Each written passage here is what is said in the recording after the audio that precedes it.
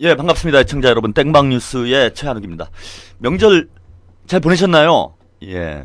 저는 이제 명절 때 되면 고향이 평택이어서 평택에 간혹 내려갔다 오고 그랬는데 올해부터는 안 내려가게 됐습니다. 그래서 서울에서 명절을 보냈는데 좀 심심하더라고요. 그래도 명절 때 되면은 고향에도 내려가고 뭐 이래야 명절 기분도 나고 좀 뭔가 마음도 좀 넉넉해지고 이러는데 서울에서 삭막하게 명절을 보내려니까 조금 쓸쓸한 느낌도 들고요. 뭐 제사를 지냈는데 저하고 처하고 아들 두 놈하고 제사를 지냈습니다. 근데 아들 한 놈은 아직 뭐 100일 이제 막 지나가지고 뭐 거의 정신이 없는 아이고, 한 놈은 이제 6살인데 뭐 절을 안 하더라고요. 혼자서 절하다가 제사 차례를 지내고 뭐 이랬는데, 이게 좀 핵가족 시대가 되고 우리도 이제 자본주의화가 많이 진행이 되다 보니까 명절 분위기가 좀 안 나는 것 같습니다. 그 시골 내려가는 사람보다 놀러 가는 사람들이 더 많다고 그러죠. 참.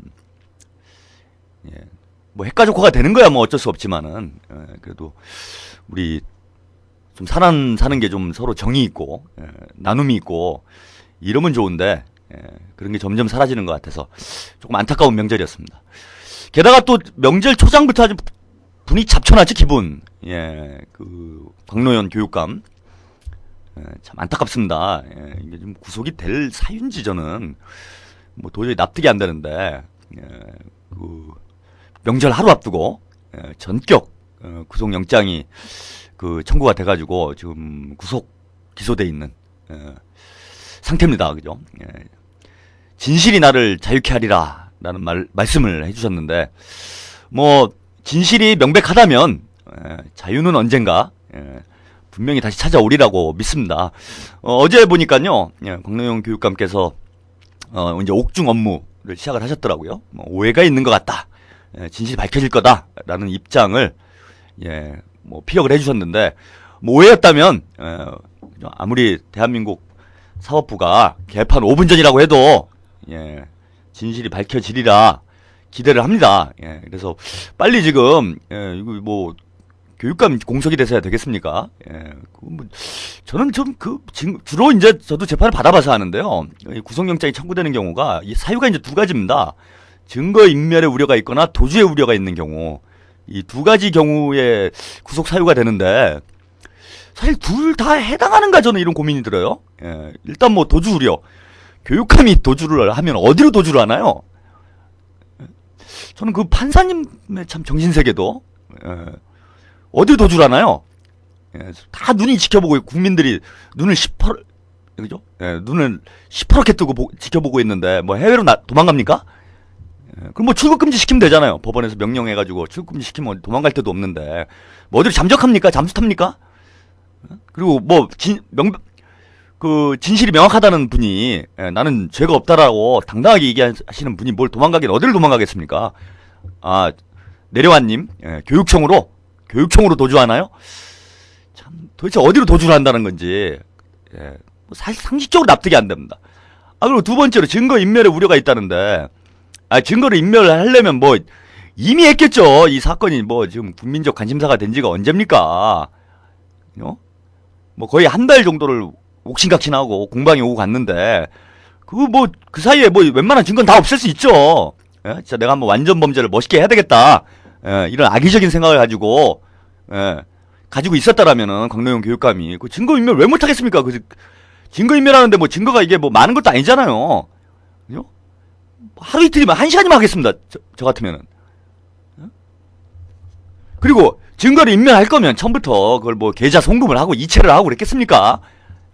그런 목적을 가지고 내가 한번 제대로 멋지게 한번 범죄를 해야 되겠다 이런 생각을 애초부터 가지고 있었던 사람이면 그 사과 상자도 있고, 그죠? 뭐 여러 가지 상자들이 있잖아요. 뭐 찻대기도 있고, 옛날에 뭐 찻대기도 하고도 뭐 구속된 사람이 없는 판국에 아니 뭘, 그죠? 그럴 의사가 애초부터 없었다라는 게 명명백백하게 확인이 되는데, 그거를 굳이 구속을 시키는 참 판사의 심리는 좀 뭔지. 뭐 국고가 남아 돌아서 그러는 거예요. 이걸 만약에 무죄가 나오면요, 무죄가 나오면은 이거 저 정부에서 또 이거 피해 보상을 해야 됩니다. 그죠? 예, 제가 그런 걸로 알고 있어요. 이게 무죄 판결이 되면은 뭐 소송 비용뿐만 아니라 예, 그 구금 기간 동안에 예, 여러 가지 또 그 뭐 공로연 교육감 월급이 얼마인지 모르겠는데 예, 뭐 그거에 준하는 보상을 하게 돼 있어요. 뭐 자기 돈 아니라고 이렇게 막 구속영장을 남발하고 이러는 겁니까? 이거 누가 봐도 상식적으로 말이 안 되는 거 아니에요. 아니면 사유를 하나 더 만드세요, 사유를. 이념이 나와 다른 경우. 판사와 이념이 다른 경우. 그러면 소리 솔직하잖아, 그죠? 판사와 생각이 다른 경우. 판사와 정파가 다른 경우. 판사와 지지 정당이 다른 경우. 세 가지 사유로 해요, 그죠? 예. 구속 사유. 첫째, 증거 인멸의 우려가 있고. 둘째, 그죠? 예, 도주의 우려가 있고. 셋째, 판사와 정치적 성향이 다른 경우. 뭐 이러면 될 거 아닙니까? 이게 누가 봐도 구속수사를 해야 될, 예? 구속을 해야 될 이유와 명분이 전혀 없는 걸 가지고 구속연장을 남발하는, 예? 이게 이미 재판도 안 끝난 사람 죄인 취급하는 거잖아요. 예. 응징적 구속이죠. 이거는 재판을 원만하게 하기 위해서 구속을 하는 거지. 그죠? 이거 너 한번 당해봐라. 응징. 그죠? 이게 사형수라도 뭐 제가 다른 나라 잘 모르지만 미국 영화 같은데 봅니까? 뭐 사형수, 살인죄를 저지르는 사람도 일단 보석이 되더라고요. 보석이. 웬만한 구속재판을 안 하도록. 무죄일 수도 있는 거 아닙니까? 이게 기본인 거죠. 근데 일단 잡아 쳐놓고 보자. 이게 무슨 심리입니까? 도대체 무슨 심리예요? 뭐 저 같은 사람 구속영장 뭐 나오는 거 뭐 그렇다 칩시다. 예, 그죠? 저야 뭐 저도 사실 뭐 도주에 우려가 없었던 사람이에요. 뭐 애가 있고 결혼까지 한 사람이고 합법적으로 단체에서 활동하던 사람이고 도망가면 어딜 도망가겠습니까? 그리고 저는 절대 도망을 안 갑니다. 도망을 가면 데모를 할 수가 없기 때문에 그죠? 예, 저는 도망을 안 가야 데모를 하잖아요. 자꾸 도망 다니고 그러면 데모도 못 하잖아요. 예, 그래서 저는 구속을 안 시켜도 데모를 하고 구속을 시켜도 데모를 해요. 안에 있어도 합니다. 그죠? 예, 뭐 좀 아시는 분들은 좀 아시겠지만은 제가 감옥에 있을 때도 매일 글 써가지고 이명박 대통령 욕하고 예, 뭐 맨날 이런 거 했어요. 뭐 감옥에서도 뭐 단식 투쟁하고. 그러니까 어딜 놔둬도 어차피 데모하는 건데 왜 구속을 시키는지 전 잘 모르겠고 예, 죄가 있으면 그때 가서 징역을 살리든지 벌금을 때리든지 하면 될 일이지 뭐 무죄 추정의 원칙이라는 게 있는 거 아닙니까? 이게 뭐 얼마나 중범죄인지 제가 잘 모르겠는데 뭐 제가 법률 전문가는 아니어가지고 도망갈 처지도 아니고 도망갈 이유도 없고 이런 사람을 굳이 구속을 시켜가지고 골탕을 먹이고 그죠? 결국은 또 이게 국가적으로도 손실이에요. 그죠? 지금 뭐 어차피 또 공무는 계속 결제를 해야 되잖아요. 옥중 결제라는 참 어처구니 없는 일이 만들어지도록 하고 일은 해야 되고 일도 못하게 행정 방해하는 거 아닙니까? 이게 지금 행정 방해. 나중에 가서 딱 해보니까 이거 죄가 있네. 그때 가서 구속해도 뭐 문제가 됩니까? 괜히 행정 공백만 만들고. 저는 이게 지금 사법부에 있는 분들이 이게 사고 방식이 우리가 뭐 민주주의 국가다, 뭐 자유민주주의 국가다라고 맨날 뭐 헌법에 정신에 의거해가지고 뭐 국가를 운영해야 된다라고 맨날 뭐 말은 그렇게 법조문을 줄줄 외시는 분들이 실제 법을 집행하는 이 기본 정신을 보면 자유민주주의하고는 아주 거리가 멉니다, 그죠? 예. 아주 정치적이고, 그죠? 이게 뭐 누가 봐도 이 정치적 속내가 뻔히 보이는 거 아닙니까? 예? 그 명절 날, 예? 명절 앞두고 말이야, 기분 잡치게. 그죠? 저는 막 당황했어요. 예, 저는 당황했습니다. 제가 지난번 뭐 방송 때 잠깐 말씀 좀 드렸는데, 이게 어떻게 구속영장이 나올 일이 아니지 않느냐. 예, 제가 세 가지 특이한 범죄라고 말씀을 좀 드렸죠. 그죠? 일단 돈을 준 범죄. 예. 이것도 참 특이하죠. 예, 뭐 정치인은 아닌데 뭐 큰 틀에서는 정치인이라고 볼 수 있죠. 선거를 통해서 선출이 되는 직위이기 때문에 예. 정치인이 돈을 받는 게 아니라 주는 건 처음 봤고요. 그죠?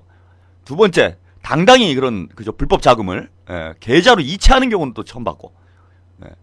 또 세 번째, 예? 검찰에서는 뭐 1억 4천만 원인가요? 1억 7천만 원인가요? 그러는데 나는 2억을 줬다라고 얘기하는. 내가 더 많이 부는. 예. 이런 부패 비리 사건은 제가 태어나서 처음 봤습니다. 아니 알아서 증거 인멸을 하는 게 아니라 알아서 부는 사람을 그죠? 그걸 왜 굳이 구속을 시켜야 하는지 상식적으로 봐도 이건 구속할 이유가 하등에 없는 경우입니다. 하등에 없는 경우예요. 그리고 정치적으로 이게 민감한 사건 아닙니까?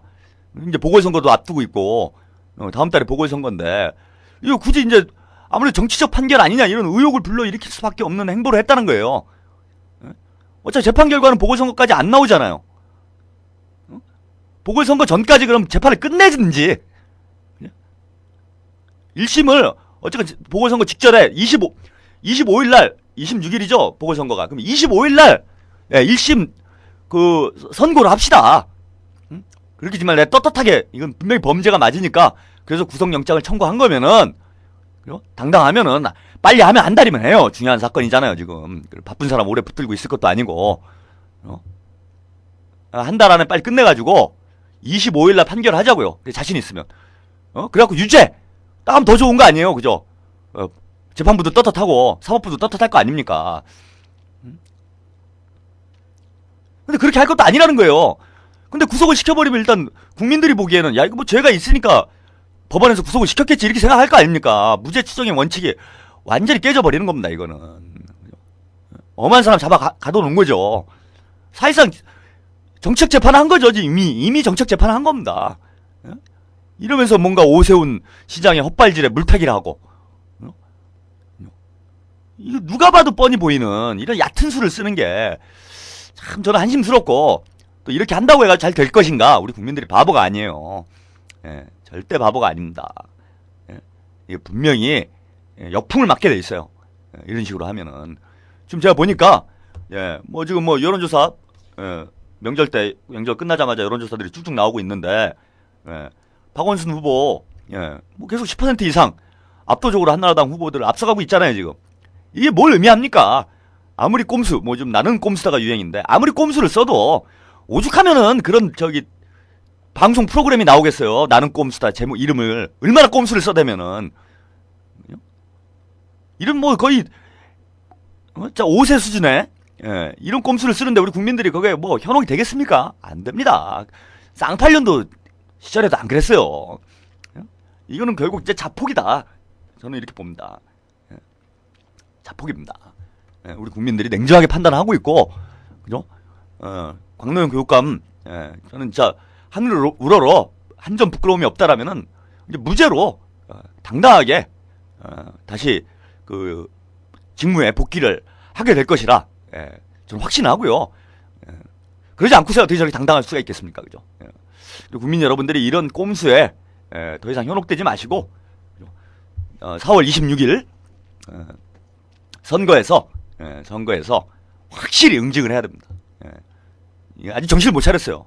주민투표가 그렇게 한번 해보면 뭔가 깨닫는 바가 있어야죠. 깨닫는 바가 갈수록 점점 이게 꼼수가 이제 꼼수에서 악수로 그죠? 제가 뭐 우스갯소리로 땡방에서 너무 시청률이 안 나와가지고 이름을 어떻게 바꿔볼까 그런 얘기했는데 나는 꼼수다가 아니라 이제 나는 악수다예요. 나는 악수다.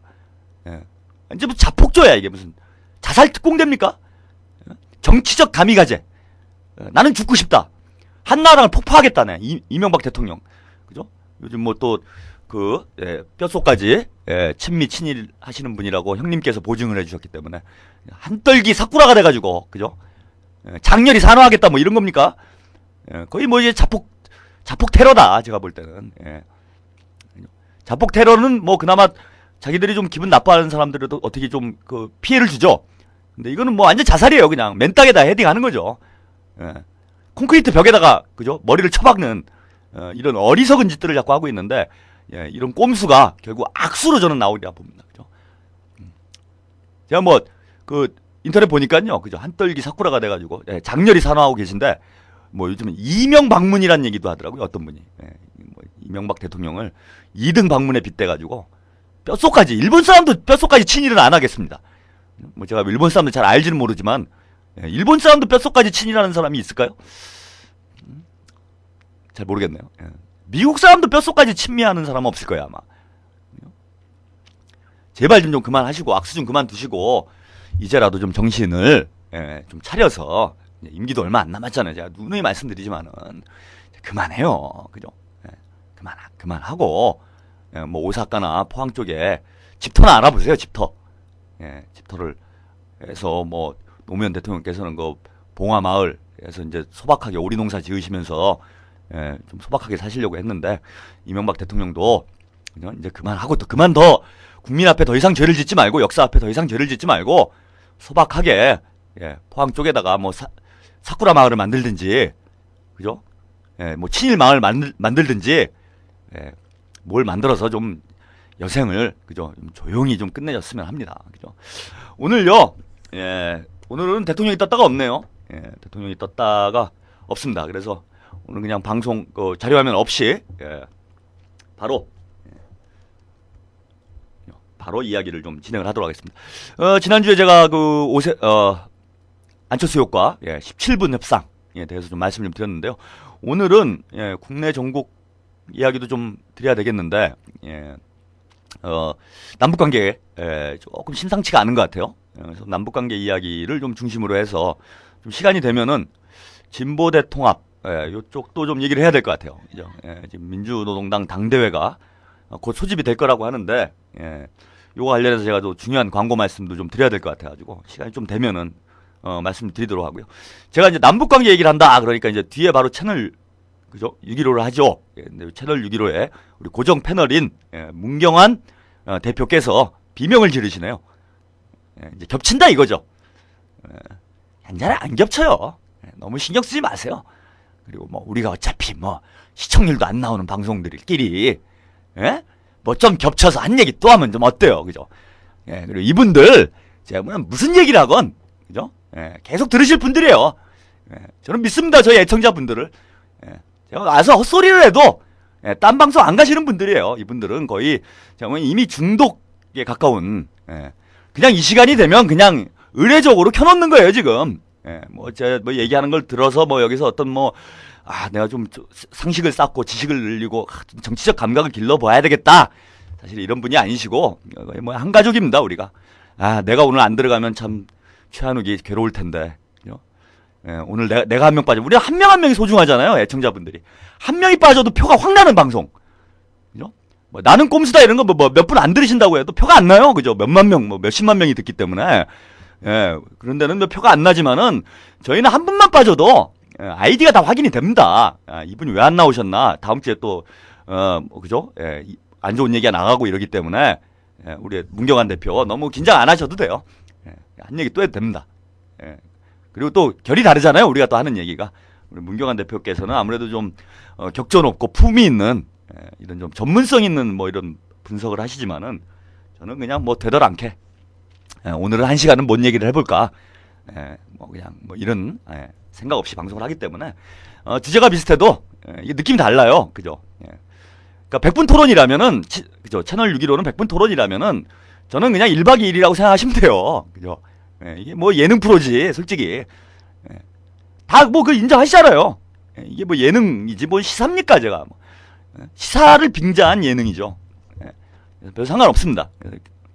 무슨 얘기를 해도. 그래서 비명 안 질러도 되고요. 오늘 또 일찍 왔어. 참. 평소엔 다 끝날 때쯤 오더니. 그래서 좀 몰래 하고 도망갔어야 되는데, 오늘 일찍 와가지고 바깥에서 좀 항의를 하고 있네요. 그래서 상관없이 하겠습니다. 뭐 오늘도 또 변함없이 30분 또 오프닝. 방송 시간을 늘릴까요? 참 민망하네요, 저도. 오프닝 한 30분 40분 하고 본 얘기 한 20분 하다가 그거 모자라가지고 다음 주에 하겠습니다 해놓고 다음 주 되면 또 까먹어요. 내가 무슨 얘기 하려고 그랬지? 까먹고 다음 주에 또 처음부터 다시 하고 이런 거를 뭐 그런 영화 있었죠? 단기 기억 상실증이라고 그러나요? 전 단기까지는 아니었는데 중기 기억 상실증이 있는 것 같습니다. 뭐 이해해 주시고 한 가족이기 때문에 그죠? 가족 중에 좀 모자란 사람이 있어도 따뜻한 마음으로 품어 안고 이렇게 사는 거 아닙니까, 그죠? 우리가 다 그런 사이잖아요, 이제. 한 가족 같은 방송이기 때문에 다 이해해 주시라고 믿습니다. 남북관계 좀 재밌는 신호들이 이제 그 지난번에도 제가 말씀 좀 드렸는데 김정일 국방위원장 방중 이후에 분석하는 방송을 한번 드린 적이 있죠. 그때 이명박 대통령이 그 몽골을 방문했는데 요거 뭐 모종에 뭐가 있는 거 아니냐. 특히 이제 제가 주목했던 건 그 당시에 김양건 통일전선부장, 통일전선부라는 곳이 이제 조선노동당에서 북한에서 대남 사업을 관할하는 당내에서 예, 이런 직입니다. 근데 뭐 대남 사업을 하는 사람이 굳이 뭐 러시아랑 정상회담 하는데 같이 갈 이유가 없잖아요. 예, 근데 이제 배석을 했더라고요. 근데 이제 회담 결과에 가장 중요하게 얘기 나왔던 것이 그 이제 가스관 연결. 예. 요런 사업이 있었기 때문에 아무래도 이제 가스관 연결 사업은 뭐 북한하고 러시아하고 합의된다고 진행될 수 있는 사업은 아니죠. 한국 쪽의 수요가 더 크기 때문에 한국 쪽까지 3국의 합의가 이루어져야 본격적으로 이제 추진이 가능하기 때문에 어떤 이제 조언 차원에서 이제 통일전선부장이 뭐 갈 수는 있다고 봅니다. 그럼에도 불구하고 좀 특이한 행보가 아니냐. 이제 거기다가 또 까마귀 날짜 배 떨어진다고 이명박 대통령이 울란우대라는 곳에서 이제 북러 정상회담이 이루어졌는데 울란우대에서 한 700km 정도 떨어진 예, 울란바토르 몽골의 수도죠. 거기를 방문하셨어요.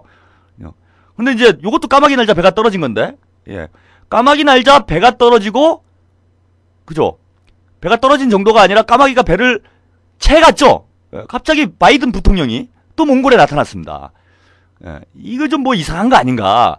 예, 제가 뭐 그런 말씀을 좀 드렸습니다. 그러면서 김양건 통전부장과 지금 통일부 장관 지금 청문회 장관 청문회가 진행이 되는 내정자죠. 예, 내정자 류우익 예, 좌익도 아닌 우익 장관 내정자가 주중대사였어요. 아무래도 이제 몽골 쪽에 같이 합류한 거 아니냐. 그래서 김양건 통전부장하고 비밀 접촉을 한 거 아니겠는가. 제가 뭐 이런 좀 추론 분석을 방송 때 한번 말씀드린 적이 있습니다. 근데 이제 이게 확인이 됐어요. 경향신문이죠. 지난주에 경향신문에서 보도를 했습니다. 류우익 장관 내정자는 아니었고요. 김태효 외교안보 수석이죠. 예, 청와대 외교안보 수석이고 요 양반이 그 당시 이제 그 돈봉투 로비라고 한때 또 시끄러웠죠. 우리가 예, 맞습니다. 돈봉투 로비의 그 주인공. 예. 봉투에다 돈을 안 주고 거마비를 까만 비닐봉지에다가 전했다라는 아주 특이한 취향을 가지신 우리 관료계에 예, 또 떠오르는 그죠. 샛별이죠. 상당히 코믹한 분이시고 뭐 안상수 홍준표 대표의 또 뒤를 잇는 이런 개그력을 보여주신 김태효 수석이 그 당시에 몽골에 같이 갔다는 겁니다. 같이 가가지고 누굴 만났는가? 김양건 통일부장보다 더 윗선이라고 할 수 있죠. 뭐 사실상 북한에 상당한 비중이 있을 수밖에 없는 실제 직책도 국방위원회 부위원장이고 김정일 국방위원장의 매제로 알려져 있죠. 김경희 경공업사인가요? 예, 김정일 국방위원장의 여동생인 김경희 부장의 남편이 되는 이런 분입니다. 이분을 만났다. 김태효 실장하고 장성택이 만났다. 이런 언론 보도가 나왔습니다. 몽골에서. 이제 뭐 거의 확인이 된 거죠. 저는 이런 거 아닌가 봐요. 통일부 장관이 내정돼 있던 류우익과 외교안보 분야, 그야말로 최측근이라고 할 수 있는 이른바 안보 3인방이라고 합니다. MB 이명박 정부의 안보 3인방, 이명박 대통령의 안보 최측근이죠. 최측근인 김태효 수석이 장성택 부위원장, 뭐 김정일 국방위원장에 가장 가까운 또 최측근이라고 할 수 있는 실세 간에 협의를 하고 여기에 류우익 장관 내정자와 김양건 통일전선 부장이 같이 배석을 한 거 아니냐. 그래서 중대 논의를 한 것이 아닌가 이렇게 봅니다. 그 중대 논의라는 건 이제 공개된 건 이거예요. 가스관 얘기 계속 나오고 있죠 지금. 통일부 장관 청문회를 하면서도 가스관 얘기가 나왔어요. 민주노동당의 김선동 의원, 이번에 이제 보궐선거에서 당선이 대신 맹활약을 했더라고요. 김선동 의원이 아니 가스관을 한다는데 남북관계가 이 모양인데 어떻게 가스관 사업을 한다는 거냐? 그랬더니 류익 장관이 할 수 있다 이랬습니다. 웃기는 얘기죠. 앞뒤가 안 맞는 얘기죠. 5.24 조치로 지금 뭐 금강산 관광이니 개성공단이니 다 완전히 파행을 겪고 있는, 그래서 금강산 관광은 이제 거의 끝났죠. 그래서 외국계 기업들이 지금 금강산으로 다 몰려 들어가고 있고, 우리나라 이제 할 게 없으니까 다른 나라 정부에다가 금강산에 투자하지 마세요 뭐 이런 전문이나 보내고 있는 이런 상황에, 아니 금강산도 한다는데 가스관은 어떻게 합니까? 이 양반이 뭐 가스를 드셨나요? 그죠? 가스를 이렇게 한죠. 향정신성 그런 기능이 있습니다. 그죠? 그래서 이 청소년들이 불량 청소년들이 가스를 간혹 사용하는 이런 청소년들이 있는데 가스를 드신 건가? 앞뒤가 안 맞는 얘기 아닙니까? 그죠? 남북관계 5.24 조치가 일단 정리가 되고 남북관계가 뭔가 어떤 방향이 선회를 해야, 그죠? 가스관이 이게 되는 건데 그에 대한 언급은 전혀 없이 가스관 하겠다 자꾸 얘기만 하고 있습니다. 거기서 한 발 더 나가서 또 엉뚱한 얘기를 했어요. 뭔 얘기냐? 제2의 개성공단을 만든다는 거예요. 제1개성공단은 이제 빨리 그 완공을 하고, 예. 지금 이제 공사도가 다 중단돼 있죠. 예. 하고 이제 제2개성공단을 들어가겠다. 이게 지금 앞뒤가 맞는 얘기입니까? 일도 안 되는데 이가 어떻게 되나요? 이분들은 좀 산수도 이상하게 하는 것 같아. 근데 왜 이런 얘기를 하겠냐 이거예요. 예, 저는 왜 이런 얘기를 하겠는가. 게다가 이제 명절 앞두고 또 흥미로운 게 또 있었습니다. 유엔의 유엔 친선 대사로 돼 있죠. 예, 정명훈 우리 또 대한민국에 또 내노라하는 예술인이죠. 지휘자, 세계적인 지휘자. 예, 정명훈 씨가 방북을 했어요. 이거 이제 허가를 했습니다. 허가를 해가지고 이제 방문을 했는데, 이제 유엔 차원에서 어떤 친선전 목적에서 갔다. 예, 요런 얘기가 좀 있긴 했는데, 그럴 수도 있다고 봅니다. 근데 지금 이제 이게 왜 느닷없이 허가를 안 하다가, 이거 왜 허가를 또 갑자기 하냐 이거예요. 예? 이것도 좀 이상하죠. 예, 이것도 좀 이상합니다. 근데 더 재밌는 거는, 예, 제가 이제 그 보도 나온 걸 보니까 정명훈 씨가 이제 가가지고, 북한의 예술 공연, 여기 북한에서 제일 인기가 있는 예술단체가, 은하수 관현악단이라고, 요게 아주 많이 인기가 지금 절정이래요. 요게 이제, 굳이 비유를 하자면, 한국의, 소녀시대 비슷한 건데, 좀 결이 다르죠? 대중음악 하는 거하고, 이제 거긴 정통음악을 하는 건데, 인기가 소녀시대 못지않게 아주 좋은 은하수 관현악단이라는 데가 있답니다. 여기 공연을 전용으로 하는 극장을 만들었을 정도라고 그러네요. 은하수 국장이라고 있죠? 이건 채널 615가 전문인데, 예, 확실치는 않습니다. 나중에 문경환 대표한테 궁금하신 분들은, 예, 질문해 주시기 바라고요. 아무튼 그런 극장을 만들었다는 설이 있어요. 그래서 아주 북한의 이제 대표적인 요즘 이제 뜨고 있는, 이런 예술단체로 이제 보시면 됩니다. 여기 공연을 보러 갔다는 거예요. 근데 흥미로운 건, 공연만 본 게 아니라 지휘를 했다라고 합니다. 요거 좀 이상하다는 거예요, 제가 볼 때는. 요거 이상하다. 요게 왜 이상한가? 물론 이제 어떤 친선적 차원에서 가서 공연을 할 수도 있는데, 그냥 막 가가지고, 그죠? 아무런 준비도 없이 올라가가지고 그냥 젓가락 휘젓는 게 지휘가 아니잖아요. 그죠? 우리가 보기에는 그냥 지휘하는 게 그냥 대충 이러면 되는 것 같이 보이지만, 그런 게 아닙니다. 그건 이제 겉모습이고요. 그 전에 이제 다 맞춰보고, 그죠? 호흡도 맞춰보고, 연습도 해보고, 이래야 지휘가 되는 거지. 아무리 기라성 같은 무슨, 지휘자라도. 이게 야구로 비유하면 이제 감독 같은 거잖아요, 감독. 예. 감독이 경기할 때 실력을 보여주는 게 아니지 않습니까? 경기 이전에 이미 연습할 때라든지 훈련할 때, 이럴 때 다 이제, 어떤 틀을 만들어 놓고, 예. 본 경기에서 사실은 감독은 그냥 앉아있잖아요. 그죠? 앉아가지고 그냥 표정도 안 변하더라고요, 요즘 감독들은. 근데 요즘 감독이 더 중요하다는 얘기 많이 하지 않습니까? 야구를 봐도. 예, 요즘 김성근 감독이 SK인가요? 예, 경질된 문제 가지고 네티즌들이 항의 시위를 하고, 야구 팬들이 난리를 치던데, 그만큼 이제 감독의 역할이라는 게 이제 크다라는 걸 알게 된 거죠. 예전에는 야구 선수들만 이제 야구를 잘 모르니까 우리 국민들이, 야구 선수들만 이렇게 좋아하다가 이제 감독이 중요하다는 거, 그죠? 다 아는 거죠. 예. 지휘자가 이런 겁니다. 야구로 비유하자면은. 근데 이제 왜 가서 느닷없이 지휘를 했냐라는 거예요. 뭘 연습해 본 거 아닐까요? 제가 너무 앞서가나요? 보통 가면 그냥 참관하고 구경하고 이러고 오는 거지. 거기 가서 지휘를 한다는 건 좀 이상하지 않습니까? 제가 볼 때 뭔 이벤트를 지금 준비하고 있는 거 아닌가?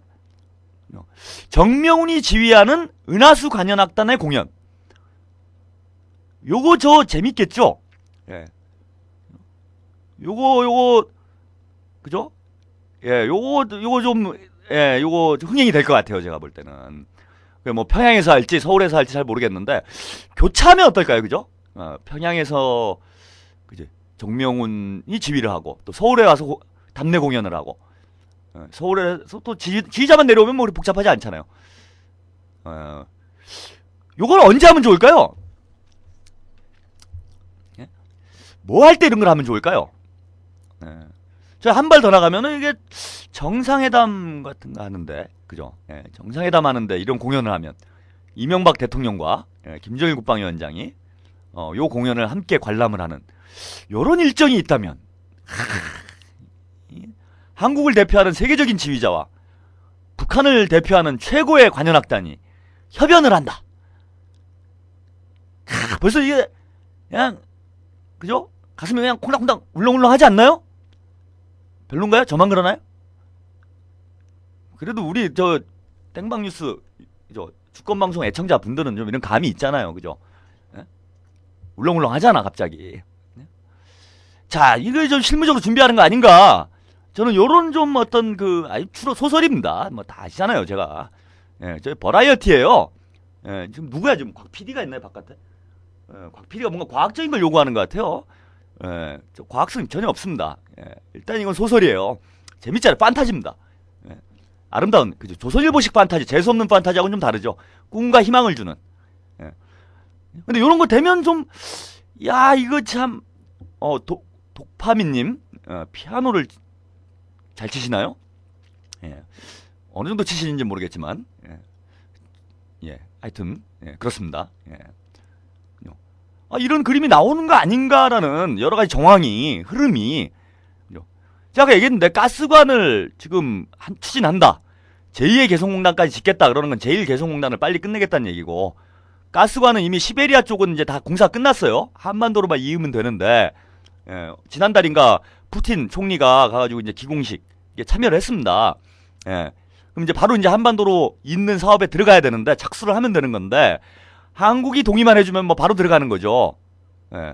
근데 이런 얘기가 나오고 있다라는 건 그 전에 남북 관계를 지금 전향적으로 전환을 할 용의가 있다라는 건 확인이 된 거죠. 일단 용의는 있는 거죠. 예. 물론 뭐 이제 의제라든지 뭐 여러 가지 조율을 해야 되는 이제 과정이 필요하긴 한데, 근데 어쨌건 중요한 거는 정상회담을 하지 않고 지금 이게 가스관, 그죠? 가스관 문제는 또 이게 안보 문제라고 지켜야 되잖아요. 기껏 가스관 만들었는데 북한에서 수도꼭지 이명박 재수없어 그러고 수도꼭지 잠궈버렸다. 가스관은 그냥 막아버렸다. 그리고 우리 뭐 이번에 그죠? 정전돼가지고 난리가 났는데, 예, 정전돼가지고 난리가 나지 않았습니까? 그죠? 그보다 더 심각한 사태가 올 수도 있죠. 그동안 러시아 가스, 예, 싼 가격에 콸콸 우리가 잘 쓰고 있었는데 느닷없이 갑자기 북한에서 이명박 왠지 얼굴이 좀 기분 나빠. 우리한테 왜 막말해? 그죠? 왜 삐라 뿌려? 그래가지고 가스 차단시켜버렸다. 그럼 이건 난리가 나는 겁니다. 그래서 안보 문제에 대한 확고한 담보가 없이는 이런 사업은 사실 추진할 수가 없어요. 네, 우리가 부담이 너무 크다라는 겁니다. 그런 면에서 가스관에 대한 문제를 추진한다라는 것은 결국 무슨 얘기냐? 안보 문제에 대한 담보가 있다라는 겁니다. 즉 남북 관계가 지속 가능한, 그죠? 관계 정상화. 관계 정상화라는 표현 좀 그렇죠. 예, 남북 관계이기 때문에. 예, 지속 가능한, 그죠? 우호적 관계가 유지될 수 있는 상태가 제도적으로 보장되지 않으면은 가스관 사업은 진행할 수가 없다라는 거예요. 그러면, 그죠? 안보 문제에 대한 담보. 남북 관계를 지속 가능한 우호적 관계로 전환시키려면 이거 누가 하겠는가? 예, 비서실장이 가서 하겠습니까? 청와대? 통일부 장관이 하겠어요? 국방부 장관이 하겠습니까? 결국 대통령 선에서 이거는 해결해줘야 된다는 거죠. 그 얘기는 고로 러시아 가스관 얘기가 모락모락 피어오른다라는 것은 남북 정상회담이 초읽기에 들어가는 거 아닌가.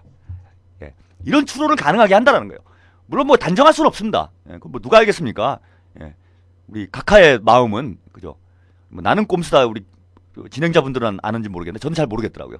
이분 속심이 어떤지는 잘 모르겠어서 제가 뼛속까지 친일친민 거는 뭐 형님은 아시는데, 예, 저는 어디까지, 그러니까 뼛속이 어떻게 생겼는지 잘 모르겠어서 이분, 그죠? 예, 속심을 정확히 알 수는 없겠지만은 정황상 그렇다는 거고, 이런 얘기가 나오자마자, 예, 정명훈 씨가 이제 방북을 해가지고 북한에, 그죠? 가장 지금 인기 있고, 예, 가장 실력 있는 관현악단과 협연을 했다는 거, 예, 요것도 상당히 뭐라 그럽니까, 이런 정황에, 예, 하나에 더해주는 거죠. 예, 이게 신빙성을 더해주는 이런 움직임 아닌가 이렇게 봅니다. 거기다 하나 또 보도가 나왔어요. 여기서 이제 끝났으면은 저도 그냥 소설인가 보다 이렇게 생각할 수도 있었겠는데, 하나가 더 나온 건 뭐냐? 지금 종단 쪽에서 발표가 있었습니다. 이번 주에 종단 7대 종단 대표, 7대 종단이 맞죠? 예, 한번 찾아보겠습니다. 제가 종교 쪽으로 제가 말 잘못했다가는 벼락을 맞는 수가 있기 때문에 하나라도 빠지면 안 되죠.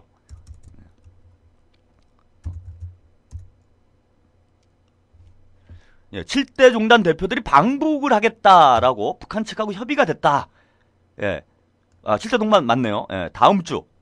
그러니까 다음 주니까, 이번 주가 아니고 다음 주가 맞군요. 다음 주에 방북을 하겠다라고, 지금 발표를 했어요.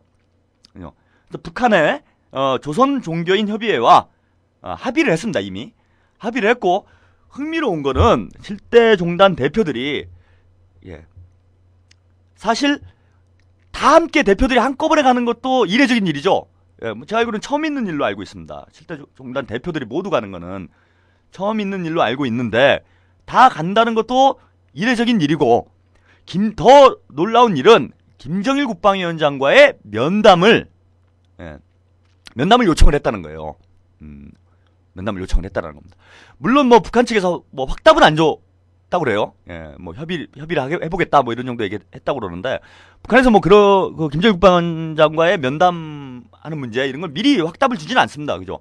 올해 4월달에 카터가 방북을 했을 때도 뭐 들어가기 전까지도 면담이 성사가 될지 안 될지 뭐 다 불투명했잖아요. 그리고 결국 면담은 성사가 안 됐지만은 그 친서는 받았죠. 그러니까 친서도 뭐 극적으로 공항으로 이제 나오다가 극적으로 받게 됐는데, 이런 걸 보면은 아마 끝까지 아마 답은 안 줄 겁니다. 근데 저는 면담의 성사 가능성이 상당히 있는 거 아닌가 이렇게 봐요. 그건 두 가지 이유 때문인데, 첫째는 전통적으로 보면은 김일성 주석이 이제 항일 운동을 할 때부터 지금까지 보면은 북한의 입장이 종교인들과의 사업을 상당히 중요시 여기고 잘하려고 애를 많이 씁니다. 종교 쪽하고, 우리가 뭐 공산주의자들은 뭐 종교는 아편이다. 종교의 자유가 없다. 뭐 이런 이제 그렇게 알고 있는데, 우리가 알고 있는 거하고는 좀 다르게 북한 쪽에서는 종교인들과의 사업을 상당히 중요시 여겨요. 이거는 뭐 북한뿐만 아니라 모든 정치가 그렇죠. 우리나라 뭐 그냥 정당 정치를 봐도 4월 초파일 되면 당대표들 다 절에 가고, 성탈절 되면은 교회 가고 다 이러잖아요. 그죠? 종교인들 숫자가 어마어마합니다. 지금 저 7대 종단 신도를 다 합치면은 우리나라 인구수보다 많잖아요. 그쵸? 제가 그렇게 알고 있는데. 어쨌거나 더 많아요. 더 많은 걸로 알고 있습니다. 그래서 사실은 국민 전체가 일정한 종교적 영향을 받고 있기 때문에 민심을 얻으려면 종교인들과의 사업을 안 할 수가 없습니다. 정치를 하는 사람은. 그죠? 북한도 일종의 한국하고 정치를 하는 거죠. 그러면 이제 뭐 정부하고도 사업을 잘해야 되고, 정당 정치인들하고도 사업을 잘해야 되는데, 정당 정치인들보다 사실 어떤 영향력, 그죠? 생활적인 영향력, 사상적인 영향력은 종교인들이 더 크다고 봐야 돼요. 우리나라 또 종교가 막강하잖아요. 그죠? 이명박 대통령이 한번 곤욕을 치르지 않았습니까? 불교, 또 종교 편향적인 이런 좀 정책을 했다가, 뭐 불교인들이 다 들고 일어나가지고 정권 초기에 크게 고생하지 않았습니까? 그리고 우리 또 뭐 기업형 기독교인 개신교 쪽, 뭐 순복음교회나 뭐 이런데 막강하잖아요. 소망교회, 뭐 소망교회가 뭐 정권이다 뭐 이런 얘기가 나올 정도로 막강한 권력을 가지고 있지 않습니까? 그죠? 이분들이 뭐 하면 나라가 막 휘청휘청하잖아요. 우리 김수환 추기경 돌아가셨을 때 온 국민이 진짜 그 추모 행렬이 수십만 명이 막 그 추모 행렬이 막 그 뭐 줄을 잇고 하지 않았습니까? 이런 종교인들의 어떤 영향력을 고려할 때 북한에서 이게 뭐 종교를 무시하고 이럴 수가 없어요. 그죠? 사실 종교를 무시한다라는 건 통일하지 않겠다라는 뜻이나 다름이 없다는 거죠. 그죠? 종교하고 종교를 배척한다. 종교하는 분들하고 대립각을 세운다. 이거는 통일하지 않겠다라는 뜻하고 다를 바가 없습니다.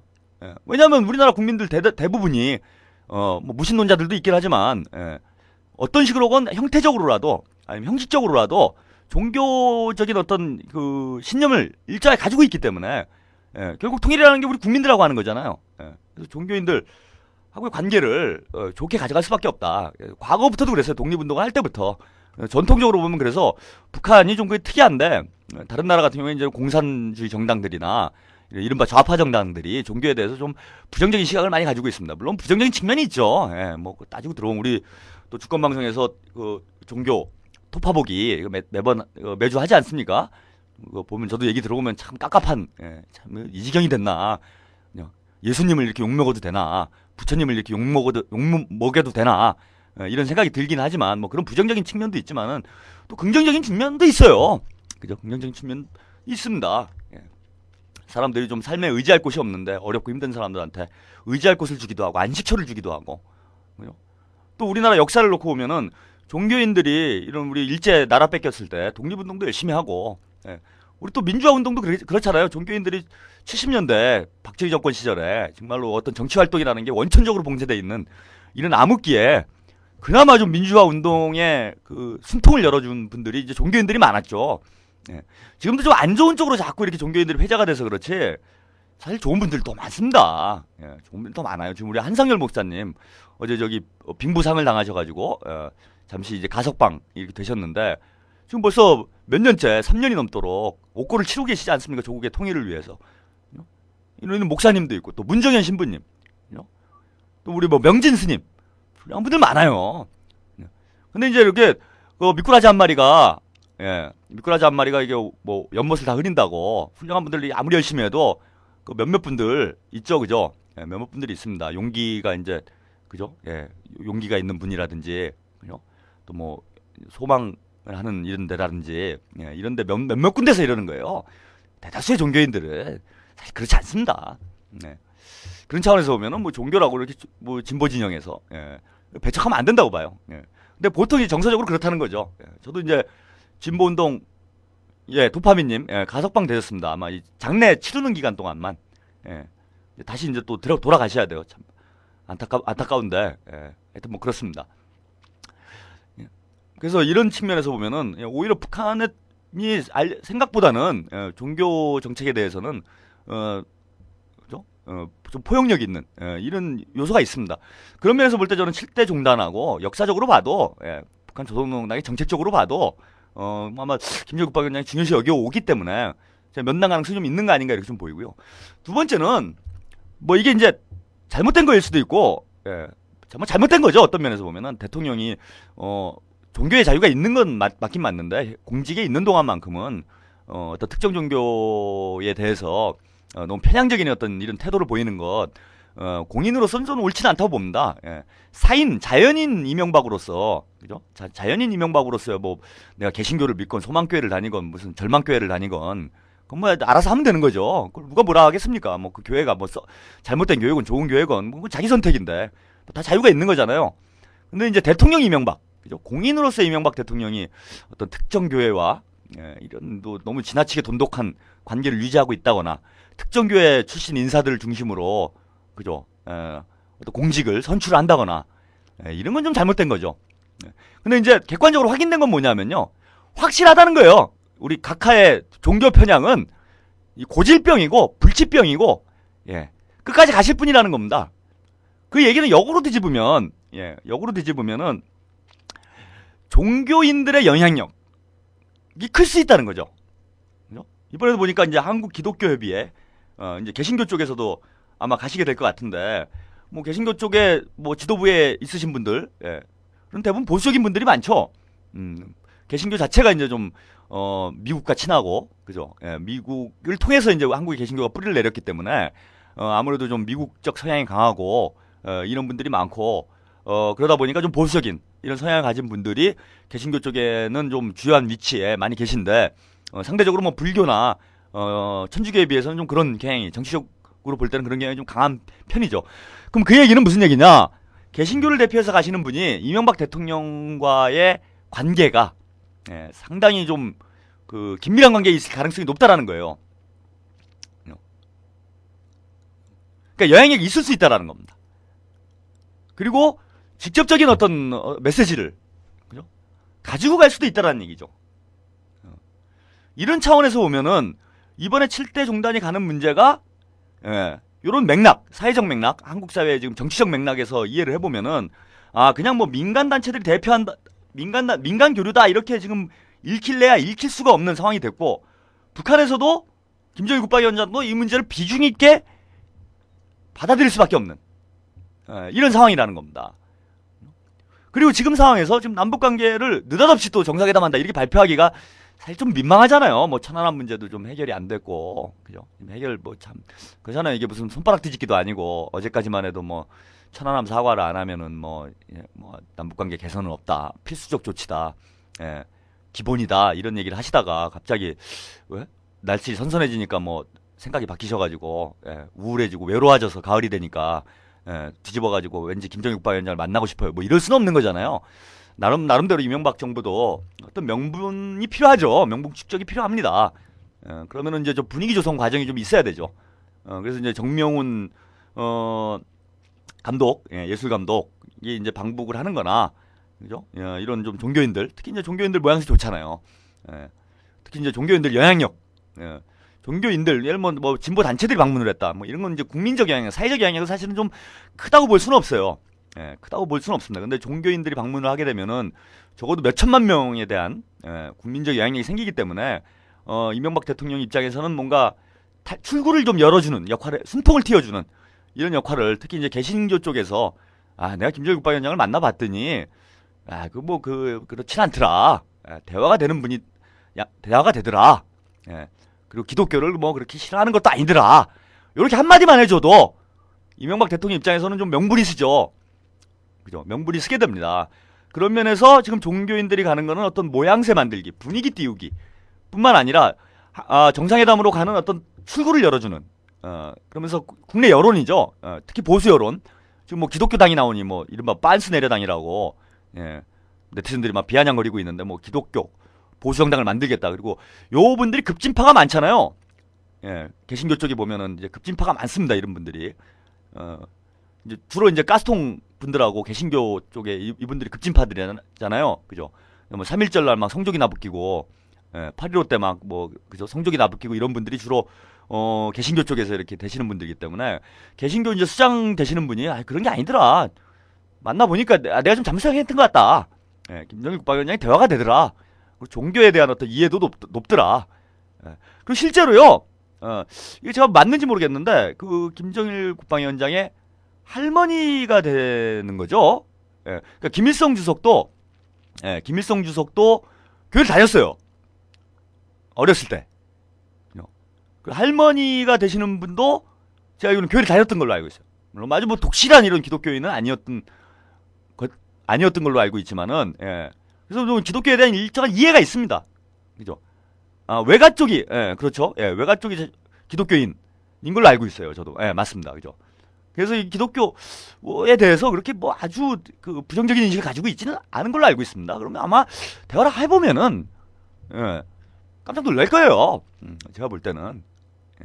이렇게 되면 이명박 대통령 입장에서는 상당히 좀 부담을 덜을 수가 있죠. 보수 진영 쪽의 어떤 여론을 좀 호전시킬 수 있는 이런 계기가 되지 않겠나 봅니다. 그런 차원에서 보면 만약에 지금 정상회담이 논의 중이라면은 김정일 국방위원장이 이 종단 대표들을 직접 만나서 어떤 분위기를 만들어주는 이런 좀 역할을 해줄 가능성도 있는 거 아닌가, 이렇게 좀 봅니다. 그런 차원에서 볼 때는 제가 보기엔 면담 성사 가능성, 만약에 뭐 지금 뭐 한국 정부 쪽에서 지금 방북을 막을 것 같지는 않고요. 제가 볼 때는 뭐 지금 그런 상황은 아니고, 왜냐하면 형평성 차원에서 맞지가 않죠. 정명훈 예술 감독은 이제 뭐 방북 허가를 해줬는데 훨씬 더 영향력이 큰 또 종단 대표들을 방북 개신교까지 포함이 돼 있는데 이거를 막았다가는, 그죠? 이게 또 반발이 또 커질 가능성도 있고, 그래서 지금 한국 정부 쪽에서 지금 이거를 불허를 하거나 이럴 상황은 좀 아닌 것 같습니다. 아닌 것 같고, 뭐 류익 장관도 남북 관계를 좀 개선하겠다, 이런 입장에서 얘기를 하고 있기 때문에, 물론 뭐 여러 가지 얘기가 있지만은 그건 내부 정치라고 봅니다. 일단 내부 정치라고 보고, 그런 차원에서 보면은 아마 성사 가능성이 지금 있는 거 아닌가. 그러면은 거의 지금 제가 볼 때는 이거는 까마귀 날자 배 떨어지는 정도가 아니라, 까마귀가 배를 떨어뜨리는 게 거의 확실시 되는, 그죠? 아니땐 굴뚝에 연기가 나지가 않잖아요. 그죠? 근데 아니땐 굴뚝에 연기가 난 게 아니라 화재가 난 거예요, 지금. 지금 이게 뭐 며칠 사이에 가스관 얘기부터 해가지고, 그죠? 정명훈 방북, 그죠? 총일부 장관 교체, 그리고 7대 종단 대표 방북. 이게 지금 뭐 연기가 나오는 정도가 아니잖아요. 완전 불이 붙어가지고 지금, 그죠? 초가 상간이 다 그냥, 비핵 개방 3천이라는 이, 그죠? 초가 삼간이 다 홀라당 타게 생긴 지금 상황인데, 이 정도면은 거의, 저는 그 대체적인 방향이 잡힌 거 아닌가. 그래서 지금 홍준표 대표가 11월경에 좋은 일이 있을 거다, 이런 얘기를 했습니다. 그죠? 이명박 대통령이 그 몽골을 갔다 온 이후에 11월경에 좋은 일이 있지 않겠느냐, 이런 얘기를 했는데, 뭐 이런 얘기도 괜히 한 얘기는 아니라고 보고요. 어떤 날짜를 특정해서 이렇게 얘기한 거는 괜히 한 얘기가 아니라고 보고, 그러면 이제 11월 이전에 가스관이 지금 11월이라면 정상회담은 그 이전에 해야 되겠죠. 그래서 큰 틀의 합의를 내고 그 첫 번째 순서로 그죠? 가스관 착공식 이거 괜찮잖아요, 그죠? 그래서 이제 부산하고 어딥니까? 뭐 신의주가 아니라 어디로 낮은 선봉으로 먼저 시작해야 되나요? 하여튼 남북에서 동시에 이제 삽뜨는 거죠. 예. 아마 공사를 그렇게 하지 않을까요? 뭐 제가 잘 몰라가지고 이런데 전문가가 아니어서 예. 하여튼 남북에서 동시에 착공식을 하면서 이거 뭐 가스 그 연결하는데 뭐 오래 걸리겠습니까? 그 파이프 그냥 이거 그냥 예? 연결하면 되는 거죠. 금방 할 거예요. 한 1년이면 하지 않겠나. 예. 그럼 다음 정권이 그 가스 틀겠네. 예. 다음 대통령은 누군지 되게 좋겠습니다. 예. 안철수 씨 기분 좋겠네요. 예. 안철수 씨가 된다면요. 예. 그죠? 박근혜 씨는 안 됐습니다. 그죠? 예. 가스 연결되면 그냥 바로 그냥 취임하자마자 예. 가스 여는 걸로 시작할 텐데 안 됐네요. 그죠? 예. 탈당하세요. 예. 한나라당 나오면 될지도 몰라요. 탈당해서 자유선진당 가세요. 그게 살 길 아닌가 이렇게 봅니다. 예, 자유선진당 가도 힘들겠죠. 진보신당, 진보정당으로 들어오는 건 어때요? 받아줄 만한 데가 있을지도 모르는데 진보정당이 뭐 종류가 하도 많잖아요. 이런 얘기했다가 또 돌 맞으려고 제가 예, 안 하겠습니다. 예, 아무튼 예, 이런 형국으로 가지 않겠나 이런 거예요. 그러면은 정상회담은 한 10월 중 아니냐 지금. 네, 이게 좀 이제 초읽기 들어간 거 아니냐. 예, 이런 거고 언제 하면 좋을까요? 예, 이제 11.6 그 보궐선거가 있는데 원체 꼼수에 능하시잖아요. 그죠? 꼼수가 아니죠. 그냥 보이는 수를 두는 거죠. 이건 꼼수도 아니에요. 꼼수는 안 걸려야 꼼수죠. 그죠? 예, 걸리면 꼼수가 아니죠. 그건 악수죠. 악수.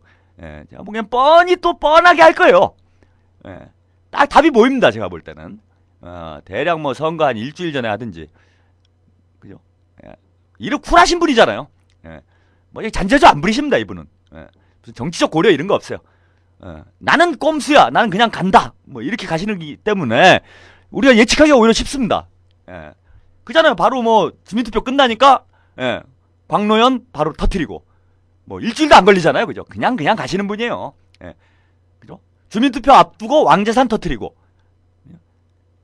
얼마나 깔끔하십니까? 그죠? 예.